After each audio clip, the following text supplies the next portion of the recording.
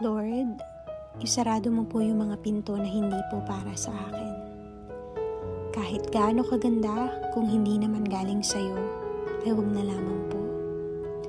This month, I met God as my faithful and protective Father. Minsan, ilalagay ka ng Diyos sa isang sitwasyon na wala kang ibang option kundi magtiwala sa Kanya. May mga pagkakataon na parang ang hirap intindihin ang mga bagay na ginagawa niya sa buhay natin. Minsan, masasaktan tayo kapag hindi niya binibigay yung mga gusto nating mangyari. Pero I suddenly realized that whether He do it or not, He will remain faithful. Closed doors are blessings too. We may be clueless of what God is planning to do, pero pwede tayong kumalma kasi the best paggaling sa Kanya. This month, may mga